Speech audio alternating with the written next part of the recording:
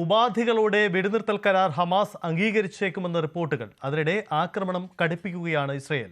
Gaza സിറ്റിയിൽ നിന്ന് എല്ലാവരും ഒഴിഞ്ഞു പോകണമെന്നാണ്, അല്ലെങ്കിൽ തീവ്രവാദികളായി ഇവരെ കണക്കാക്കുമെന്നാണ് ഇസ്രയേലിന്റെ അന്ത്യശാസനം. ഗാസയിലേക്ക് സഹായവുമെത്തിയ കപ്പലുകൾ ഇസ്രയേൽ നാവികസേന തടഞ്ഞു. ഇതിനെതിരെ യൂറോപ്പിലെങ്കിലും പ്രതിഷേധം വ്യാപിക്കുകയാണ്.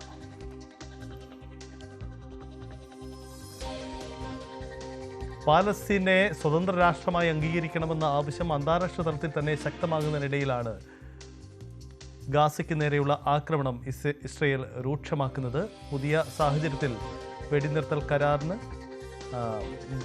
ഹമാസ് തയ്യാറായേക്കുമെന്ന സാഹചര്യമാണ് നിലവിലുള്ളത്.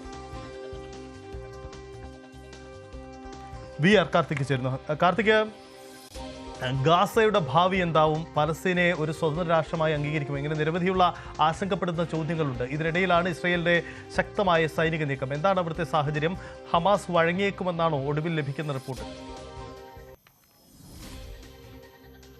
ഒക്ടോബർ 7 വാർഷികം നടക്കുകയാണ്. അതിനു മുൻപ് ഒരു സമാധാനത്തിലേക്ക് ഗാസ എത്തിച്ചേരുമോ എന്ന ആകാംക്ഷയിലാണ് ലോകം. നേരത്തെ തന്നെ അമേരിക്ക മുൻകൈയെടുത്ത് തയ്യാറാക്കിയ കരാറിൽ ഇസ്രയേലും മറ്റ് അറബ് രാജ്യങ്ങളുമൊക്കെ സന്നദ്ധത അറിയിച്ചിരുന്നു. പക്ഷേ ഹമാസിന്റെ പ്രതികരണം വൈകുകയായിരുന്നു.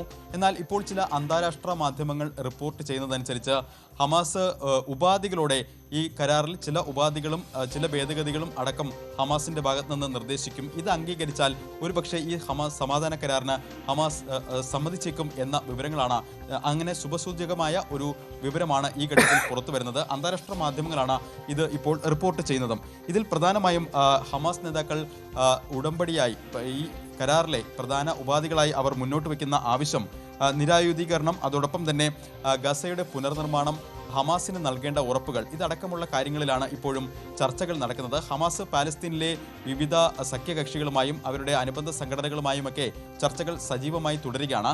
ഇതിൽ ഏറ്റവും പ്രധാനപ്പെട്ടത് ഈ 20 ഉപാധികളിൽ ഏറ്റവും പ്രധാനപ്പെട്ടത് ഘട്ടം ഘട്ടമായി ഇസ്രയേൽ സൈന്യം പിന്മാറും എന്നതായിരുന്നു. ബന്ദികളെ മോചിപ്പിച്ച ശേഷം ഘട്ടം ഘട്ടമായുള്ള പിന്മാറ്റം, അത് ഒരർത്ഥത്തിൽ വലിയ പ്രതീക്ഷ നൽകുന്നതായിരുന്നു. പക്ഷേ ഹമാസ് ഇപ്പോൾ മുന്നോട്ട് വെച്ച ഉപാധികളിൽ ഏറ്റവും പ്രധാനം അതിനെ കേന്ദ്രീകരിച്ചാണ് എന്നതാണ് ഏറ്റവും ശ്രദ്ധേയം.